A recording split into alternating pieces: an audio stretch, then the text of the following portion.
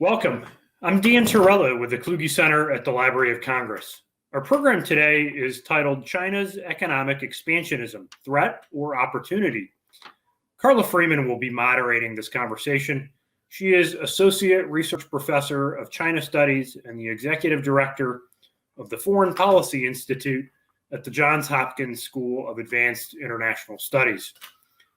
Until recently, she was also the second Library of Congress chair in U.S.-China relations.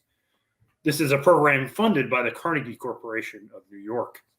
Carla spent time at the library researching a book about how Chinese leaders view what they perceive as the U.S. effort to contain their country. With Carla today are Kent Calder, David Lampton, and Daniel Markey. Kent Calder is the director of the Edwin Reischauer Center for East Asian Studies at Johns Hopkins University. David Lampton is professor emeritus and former Hyman professor and director of SAIS China and China Studies at the Johns Hopkins School of Advanced International Studies. And Daniel Markey is a senior research professor also at Johns Hopkins.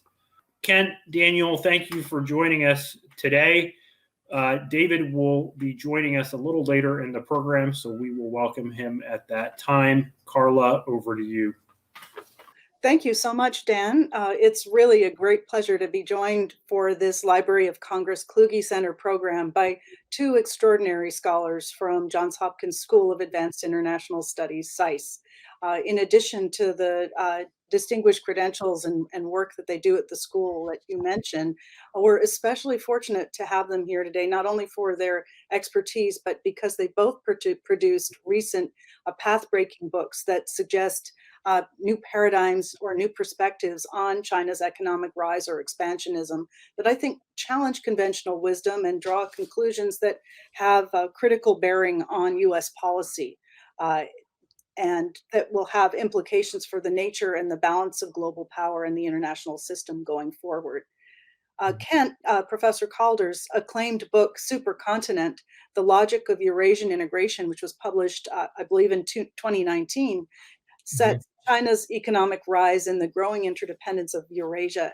But it's the relationship of China's rise to other forces, historical forces, political forces, and economic forces that has significant geoeconomic and geopolitical implications. And Dan Markey, who also covered lots of ground in conducting his research for his 2020 book, China's Western Horizon, Beijing and the New Geopolitics of Eurasia, examines the political and economic logic underlying China's many new initiatives in Eurasia. If Kent focuses on the East-West geography of China's rise, Dan's book not only looks west from China to Central Asia, but also makes a major contribution by examining the complicated China-South Asia and understudied China-West Asia, Middle East relationships. So we don't have much time today, and I want to move right into questions, starting with you, Kent. The theme of this conversation is China's economic expansionism.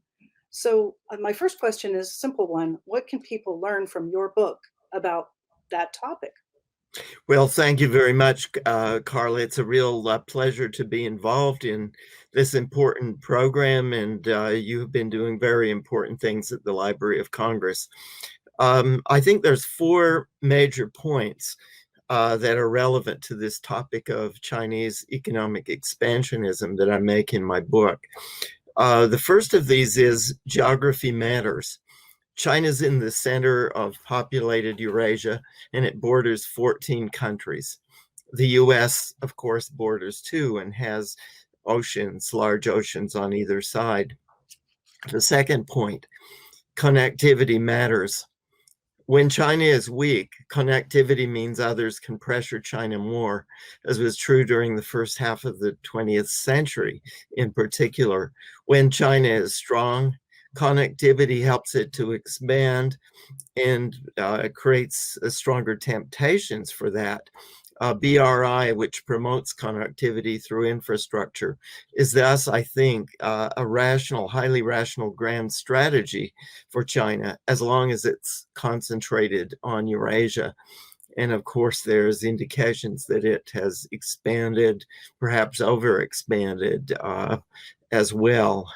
The third point, and of course, I would defer to those who look at internal part of China uh, also. But the third point is domestic factors matter to some significant degree.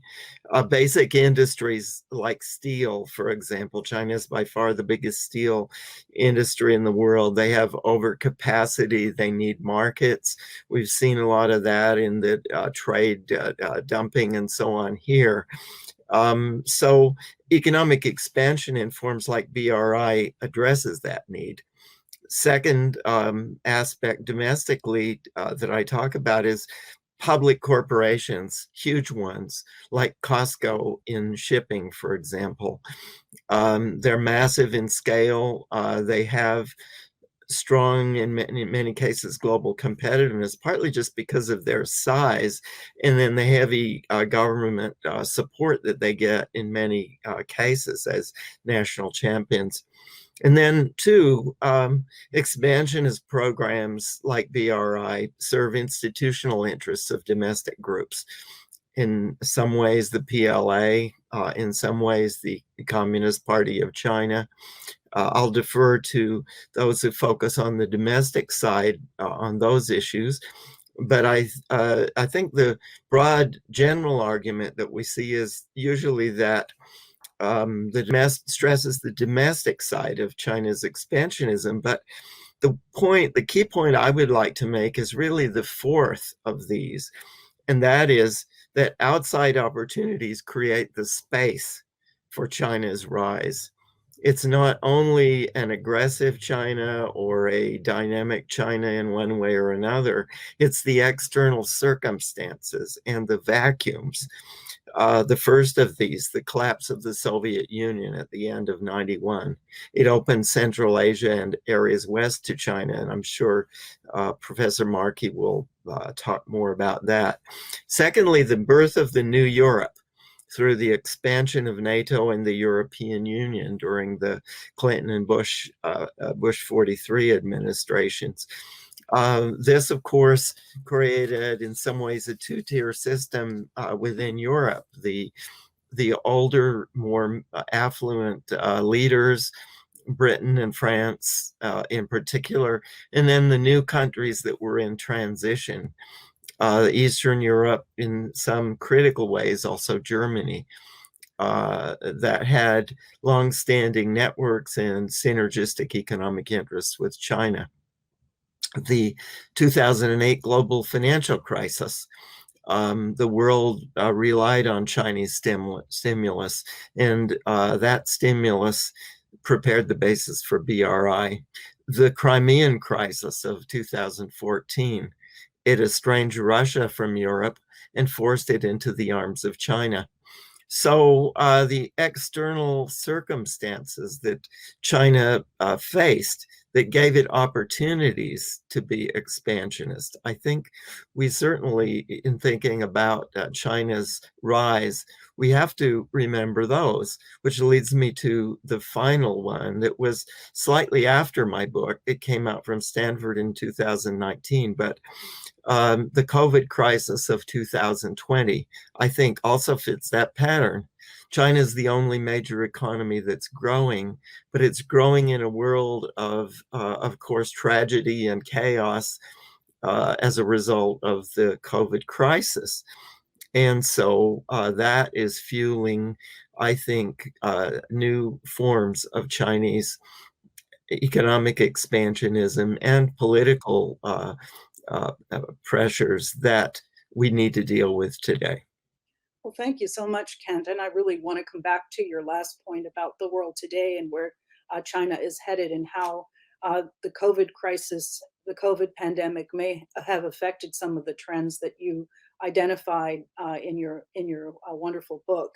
But Dan, I want to give you an opportunity to either seem like many places which would segue nicely into the work that you have done. Do you agree about that there are these external drivers that helped to create conditions for China's expansion west in your discussion of China's interaction with Central Asia as well as South and West Asia?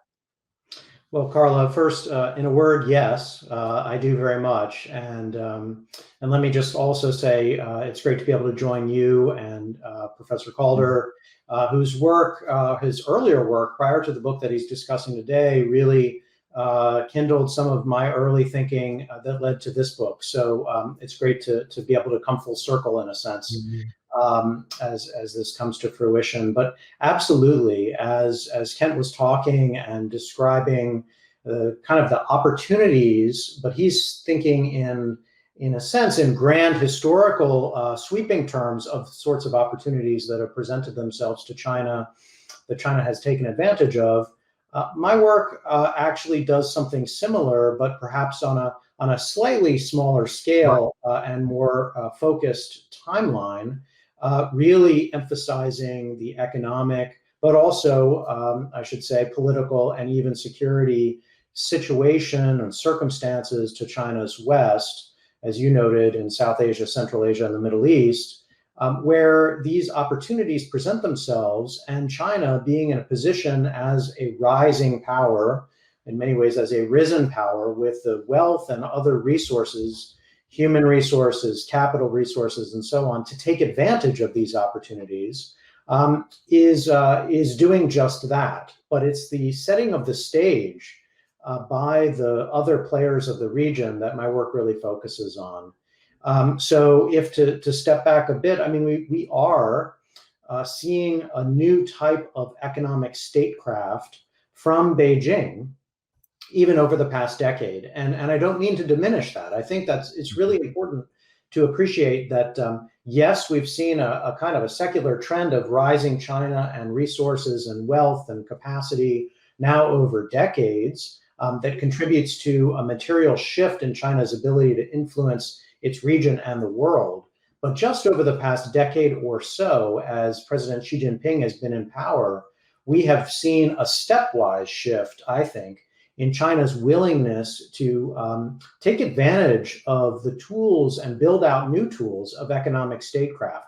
Things that many of us have thought about, like the Asian Infrastructure Investment Bank, or more broadly, the Belt and Road Initiative itself, or a subset of that, the China-Pakistan Economic Corridor. Each one of these are initiatives that have been undertaken in part to harness China's wealth and resources in ways that redound to its economic advantage, yes, but also have, I think, political and broader strategic significance and suggest trends to come. So all of these things are happening on the China side. And with that, of course, I think certainly in the areas that I'm looking at, we have to pay attention to the fact that it tends to be, if not the largest, at least one of the largest outside investors to each of the subregions that I'm looking at. It's typically the largest trading partner. It's often the largest buyer of what these countries are selling. And in the case of Central Asia, like Kazakhstan, or in the Middle East, like Iran, where I focus my attention, it's a principal buyer of hydrocarbons, which means that it's essential as a client, as a customer, as a consumer for each of these countries. So all of that is really important. But the interests and aspirations, the goals, and the new initiatives from China are meeting up with the interests, aspirations, and goals, and in some cases, even new initiatives from the region itself. And that's where I try to make even more of a contribution. And my book opens with this story of Gwadar Port in Pakistan, a new deep sea port along the Arabian Sea that many of us outside of Pakistan, and certainly in India, but also in Washington, D.C., have tended to see as a Chinese initiative for Chinese purposes to extend China's influence into the Arabian Sea context. But if you look back at the actual history of this, what you see is that this was under then President Musharraf in January of 2000. This was his idea, his initiative, which he took to China and pleaded with his Chinese counterparts to help him build for both strategic reasons having to do with Pakistan's competition with India, as well as domestic political and economic development reasons having to do with trying to build out Pakistan's west in this challenging area of Balochistan. So this started as, and the opportunity availed itself to build this port because of Pakistani interests, not Chinese interests.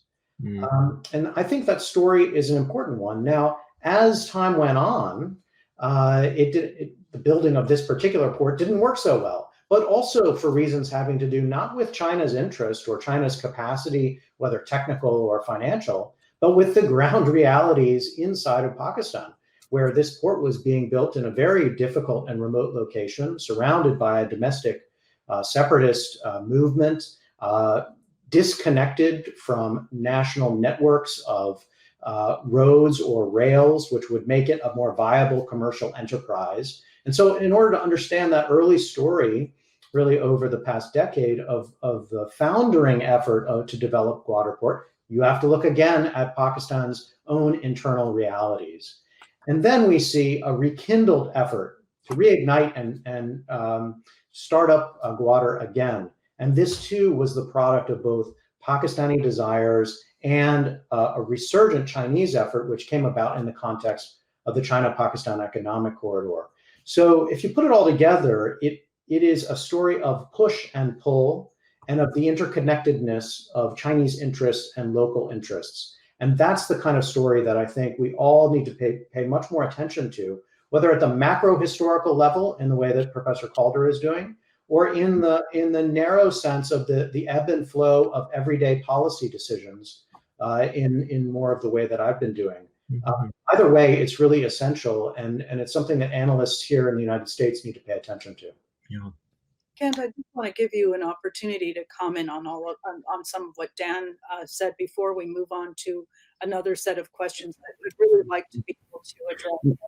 Yes, if I might just very briefly, first I should say it's a wonderful book, Dan Markey's book. It's finely grained, detailed, well-researched.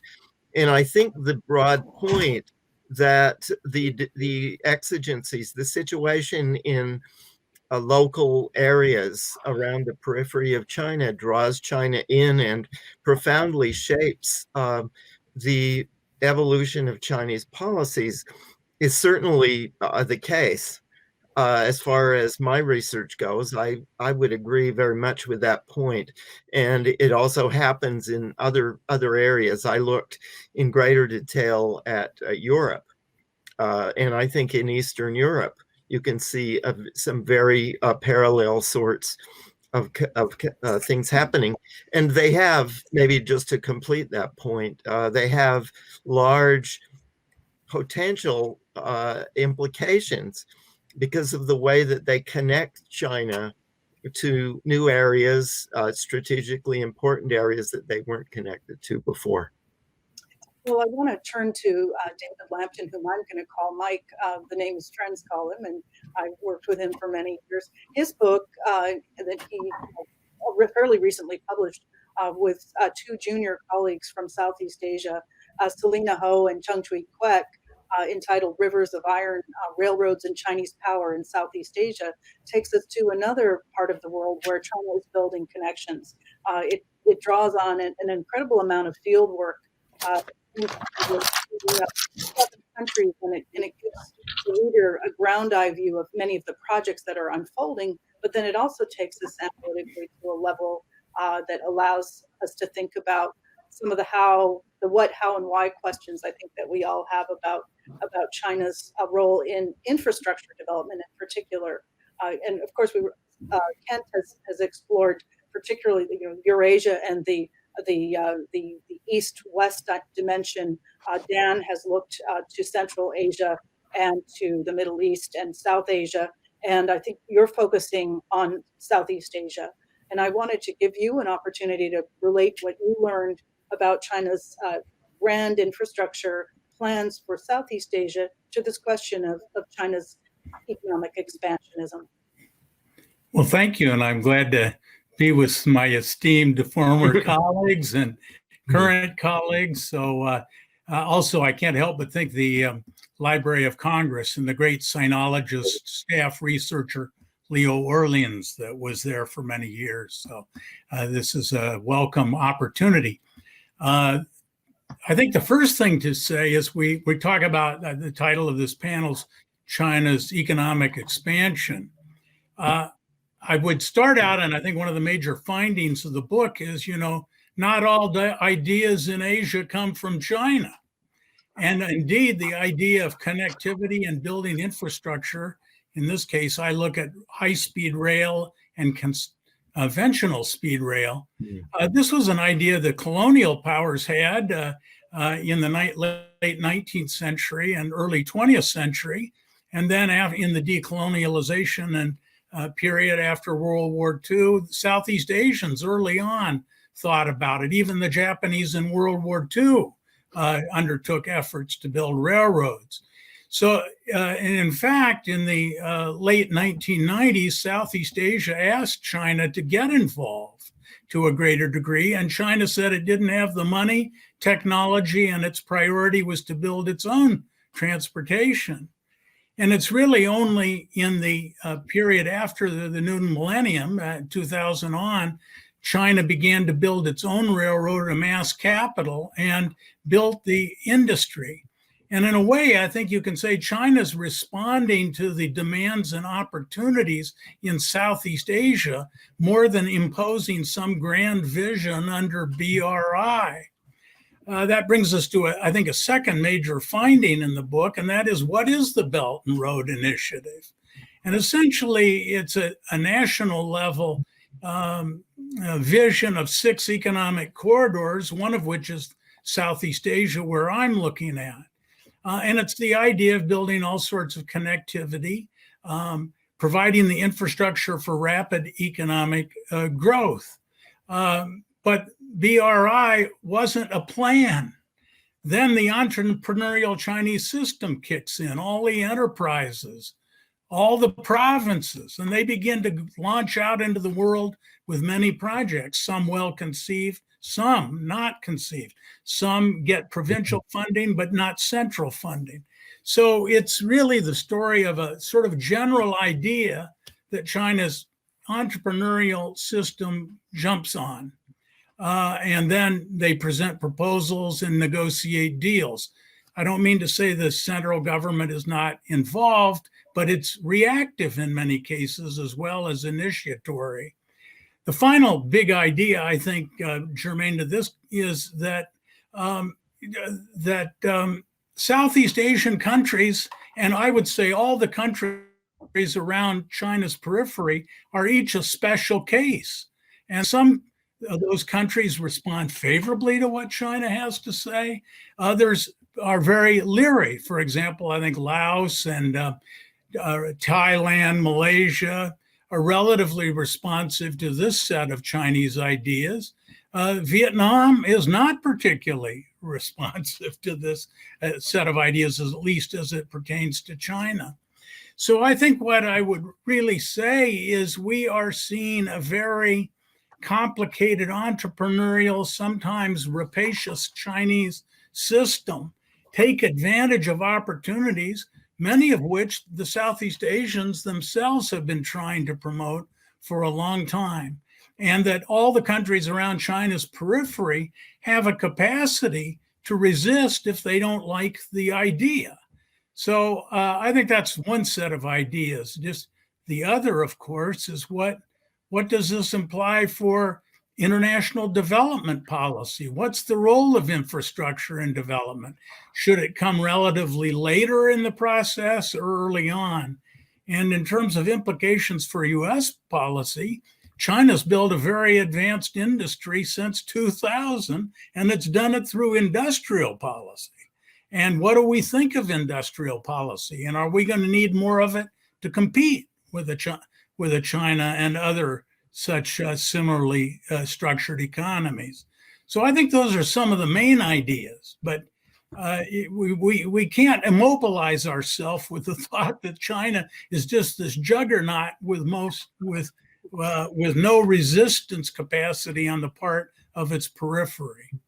Well, that's fantastic, and picks up on, I think there are some common themes, actually, interestingly, across all 3 of your comments. And I wanted to be sure that we took some time to consider some of the the higher level implications of some of these trends and patterns, and even the degree to which China is responding either to macro historical trends or to opportunities presented by countries along its periphery. And I'd really like you to talk a little bit more about what Mike started, Professor Lampton started to discuss, which is how these changes, these developments in these regions, and the connections between China and Eurasia and in Southeast Asia and other parts of Asia relate to U.S. interests, or even the international order, capital I, capital O. And it would be valuable, as Mike began to do, to have your thoughts on how the U.S. should respond. I think, Mike, I'll just give you a chance to pick up on your remarks now, and then I'll turn to Dan and then to Kent, I think, with the same set of questions. Well, I think our former colleague, Frank Fukuyama, has been doing some work out at Stanford on a set of issues, and I was out there, so I will certainly draw on his ideas as well as my own research on this book. But I think the broad outlines are that for about 2 or more decades now, big infrastructure in terms of organizations like the World Bank, in terms of like USAID, American Development Policy, big infrastructure has been kind of a lower, if not low, priority, because it has such enormous impacts on populations, environment, human rights, immigrants, and so forth. We're all familiar with the problems big infrastructure causes.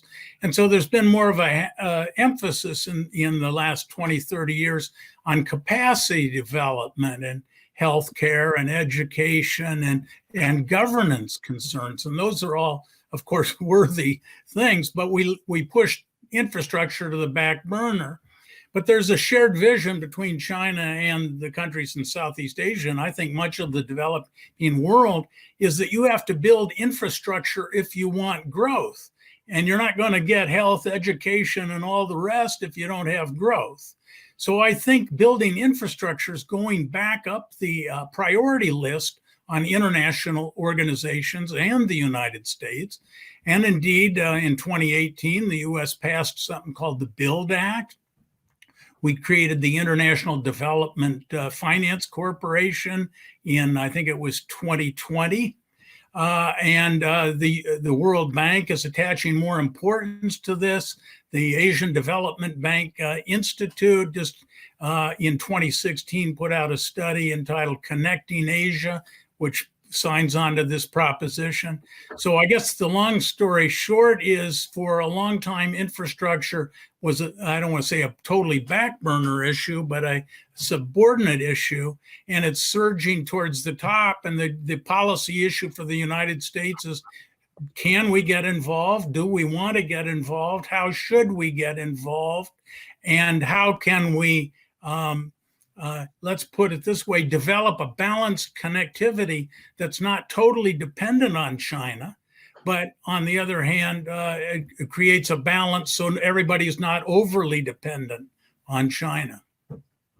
Well, thank you, Mike.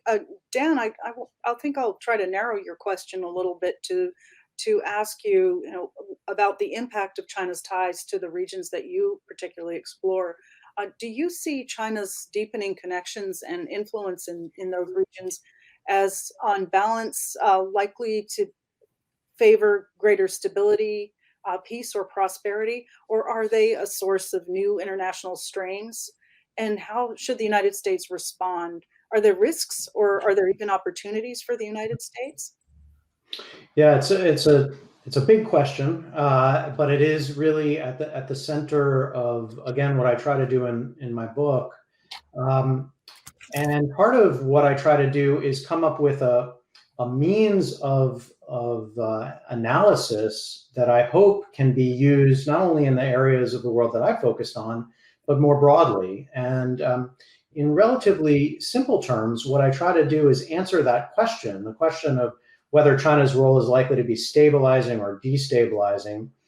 Try to answer it through, first, a domestic storyline, asking in terms of domestic, what I call political economy, that is, who's likely to gain and lose both economically and politically within societies where they are seeing an increasing Chinese role, starting with economics, but also extending increasingly into politics and even the security realm.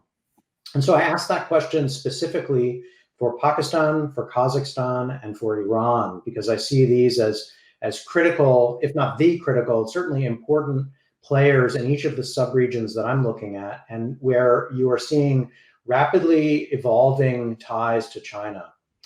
The second set of questions that I look at are at the sub-regional level, and I ask, is China's involvement in each of these subregions, that is South Asia, Central Asia, and the Middle East, how is that playing into existing dynamics within the region, geopolitical dynamics? So in South Asia, how is it affecting Pakistan's relations with India? In Central Asia, how is it affecting Russia's view of China's role in the region and Russia's relations with Kazakhstan is what I look at in particular. And in the Middle East, how is it affecting Iran's relations with Saudi Arabia, as well as Iran's relations and troubles, frankly, with the United States and the West? So I go through each one of these and I try to play it out. And you said, on balance, is it stabilizing or destabilizing? And of course, the answer is very complicated and necessarily so. But if we look at it, we see some clear potential and real positive payoffs to China's involvement, say in Pakistan, where China has invested in Pakistan's energy infrastructure in ways that were sorely needed. Pakistan is energy poor, has suffered through waves of brownouts and blackouts, in part because of the rickety nature of its own electrical grid and its power generation lack of capacity. And China is in a good place to help resolve that. So these are demands, and China has some degree of supply. So that's a positive side. And we can see versions of that in Kazakhstan with roads and rails, or in Iran also with things like the Tehran metro system. Not everything that China is doing in these societies is necessarily bad or detrimental at all. It can be very positive. However, we should also look to some of the potential and real downsides that we're already beginning to see. Areas where we are seeing economic development, yes, but also contributing to existing political cleavages within these societies. We are seeing some parts of each of these societies win, so to speak, disproportionately from Chinese investments. They are able to siphon off resources or better harness Chinese capabilities in ways that other parts of these societies are not. And these tend to be not terribly liberal, elite-dominated, not terribly democratic societies in much of this part of the world. And those already elite, well-placed individuals and groups tend to be siphoning off more of the benefits of these relations than everyone else is. So we are seeing economically the winners are winning more, and the losers, often the broad segment of societies, are winning less or even losing. Politically, the story seems to play out in similar terms, which is highlighting the opportunities for already illiberal and in many cases pretty repressive regimes to take advantage of what China has to offer, technologies and know-how, as well as simply financial resources, to keep themselves entrenched in power and repress political opponents even more effectively than they have in the past. And then at a strategic or military level, we are not, unfortunately, seeing that as China gets involved more, say in Iran or in Pakistan, that is calming regional tensions, say between Iran and Saudi Arabia or between Pakistan and India. To the contrary, it seems to be continuing to fuel those competitions, those conflicts, possibly even making them worse, making India more wary and skeptical, more even belligerent and worried about China's involvement. And this, in turn, can lead to greater security instability over the short, medium, and long term.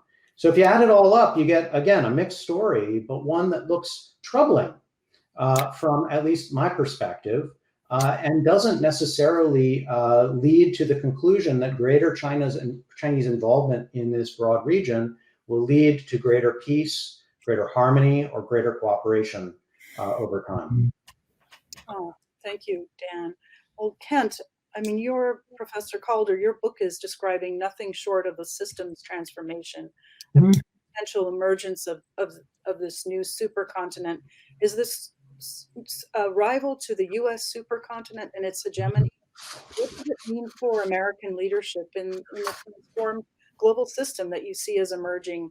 And how should the U.S. be interacting with systemic change? It's a big question, but one that you tackle in your book. Well, that is exactly the point that I would make in response to the very interesting presentations by my two colleagues. I agree with almost all of the details, but I think one has to go back to the first 2 points that I made at the beginning of my talk. First, geography matters. China is at the center of the populated, economically active portion of Eurasia. Secondly, connectivity matters.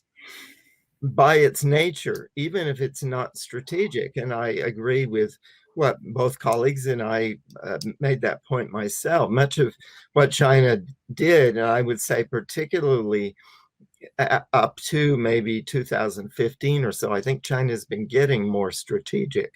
But a lot of the early actions, I don't think were strategic. They were pulled in by other countries.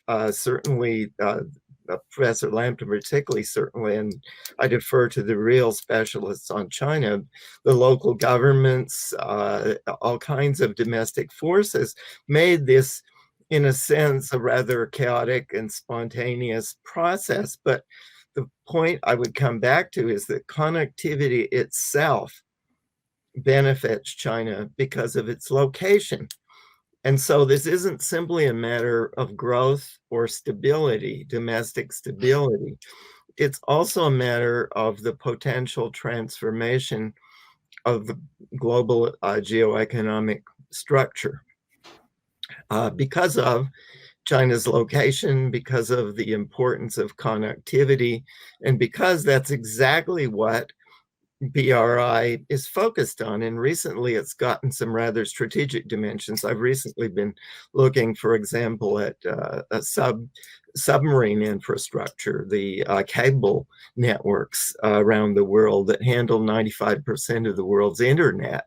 And of course, Huawei Marine and Chinese enterprises have been very central in that, and in the connecting the developing world along different lines from the lines that across the Atlantic or the Pacific, the conventional American dominated lines. China has been quite central and also, I think, quite strategic. So the geoeconomic dimension, the implications of connectivity, I think, are something important.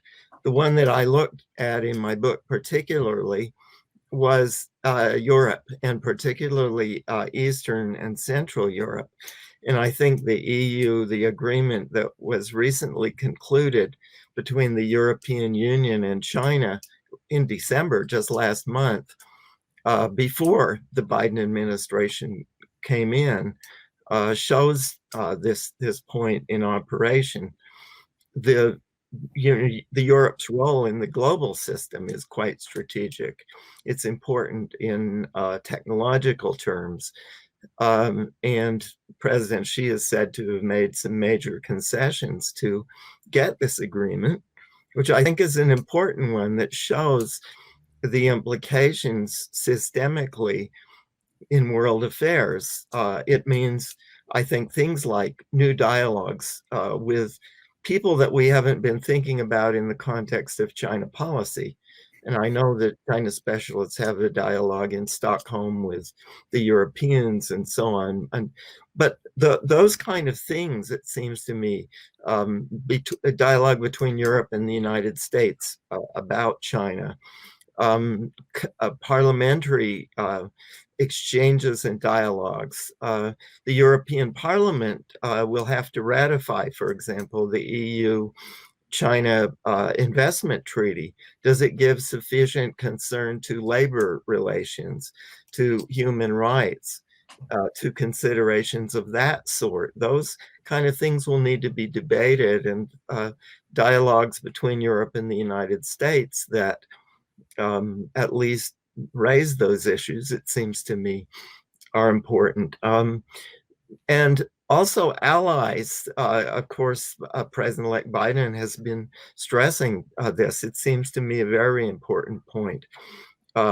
Using the power, the economic resources of our allies, infrastructure, for example, the BUILD Act, and of course, Professor Lambton mentioned that, and the IFC are important, but they're undercapitalized. The Japan Bank for International Cooperation has the funds of the second largest sovereign wealth fund in the world behind it. And cooperative infrastructure projects between, for example, the IFC and the Japanese, or the IFC and the European Reconstruction Bank, things that leverage the capabilities of the United States alone, I think are important, because the issue here is one that has some transcendent global importance. The final point, as I said, I think the security and the economic agendas are intertwined with one another. I've always believed that it's important to recognize China's role as a constructive stakeholder in that sense. But when the scale of what's being done undermines alliance relations, then as perhaps it's beginning to with things like a very rapid investment agreement between Europe and China that puts tension on the transatlantic relationship. I think there's important issues that with our allies that we have to consider as well. Thank you very much, Ken. Well, we are really running out of time here, but I want to give you all about a minute each to make some final remarks. One of the topics that we could talk about briefly is how COVID-19 may have changed, or some of the trends that you identified, whether it's connectivity or countries learning to manage a more and more powerful China. But I'll give you you can decide what you want to talk about in the last minute or so of our conversation, and with 3 minutes, 1 minute each. I'll start with you, Dan. And Sure, thanks, Carla. I think one of the things that's noteworthy about this conversation is the extent to which China, as an opportunistic power, really comes to the fore. Perhaps not a power that has a future mapped out before it, a grand strategic plot to conquer the world, but a power that is increasingly capable of seizing opportunities when they avail themselves. But when they avail themselves comes back to the dynamics of these regions themselves, and understanding these regions is critically important. So my message to American policymakers and American intelligence analysts is that while we are clearly increasingly in a global competition with China, and I think the US government is gearing up for that, understanding China is only a piece of that story. And it is the rest of the world, understanding the rest of the world and their perceptions, even their wariness and concerns about China, including in the context of this this COVID moment, where not all of what China is doing is seen as terribly helpful from regional players, will be critically important and should inform our policies. Our response ought not to be to respond to China, but to respond to China in a context that is informed by the interests and aspirations of these third countries. That's where a lot of our focus needs to remain. Mike, I want to hear from you on this, because you address the agency of the Southeast Asian countries that China is interacting with so clearly in your book. Yeah, my colleagues' points are just excellent, and I found myself nodding my head continually in a positive way. I wanted to emphasize a couple of points and maybe supplement and say that strategically this has enormous implications. So I agree with what Kent was saying. And I would add, and what Dan was saying as well, that whatever the initial intentionality of the connectivity and railroads, and I think it principally when it started was economic, but irrespective of the initial motivation, the military develops interests and responsibilities once this infrastructure is in place. So to put it crudely, the military interest and strategic interests follow the infrastructure development. And at some point, you've just got to say, as I think Kent did, this has both military and economic implications. Secondly, there is a big Chinese vision here, and I think it was captured in both my colleagues' remarks, and it was captured by an interview I had with one of the Central Committee's economic advisors. He says, all economic roads used to lead to Rome. Well, now they lead to Beijing, metaphorically speaking. In case I missed the point, he went on to say, we used to talk about the flying geese with Japan in front. Well, now we're thinking of flying geese with China in the lead. So I think, however chaotic and entrepreneurial the initial motivation was, it has implications that could not have been foreseen, but we are beginning to see in the directions my colleagues said. Just one last thing, COVID, of course, it created a temporary economic difficulties in China, but China's recovered, at least in many important respects, certainly growth-wise, and may grow at 6 or 7% this year, 2021.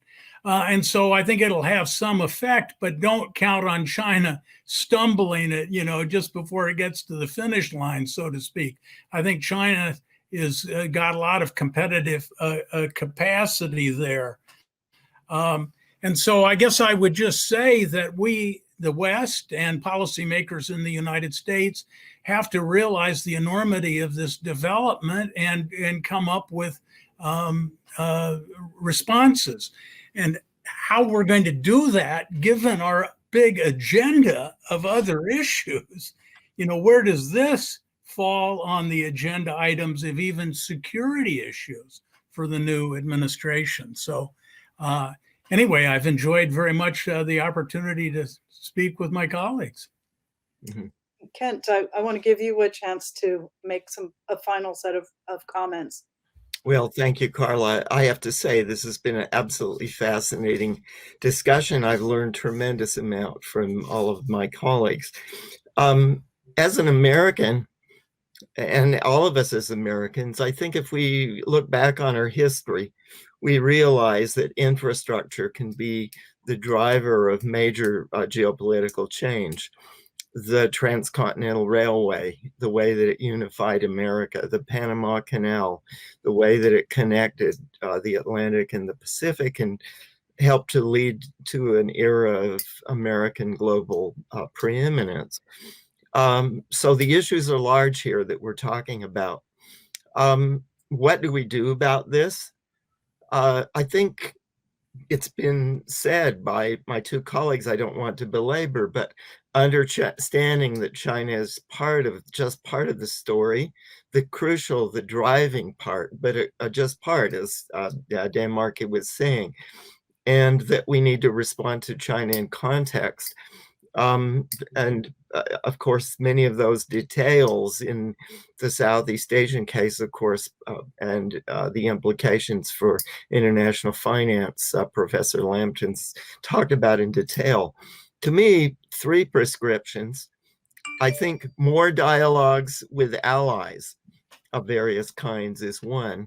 Secondly, having worked for 4.5 years with 3 of our ambassadors to Japan, I think more attention to embassies as strategic policy response centers in allied nations. And then thirdly, more attention to IGOs, international intergovernmental associations. I think for the US to rejoin the WHO, for us to figure a way to even cooperate with AIIB or to counteract AIIB, to accelerate the activities of the Asian Development Bank. We're going back to COP21, I think, to deal with environmental questions. WIPO and intellectual property. China's becoming very active in these things, and the world needs to, while recognizing China as a stakeholder, also to make sure that the playing field is balanced as we come to a period, I think, of major global transformation. Well, thank you all very much for it. I think the word fascinating is the right one, Kent. A fascinating conversation. It was my honor to host you colleagues today, and I want to congratulate you all on your timely and really exceptionally outstanding books and the contributions that all of them make to making sense of this world that's in transformation and China's economic rise. And to be continued. Thank you very much, all of you. Thank you. Thank you.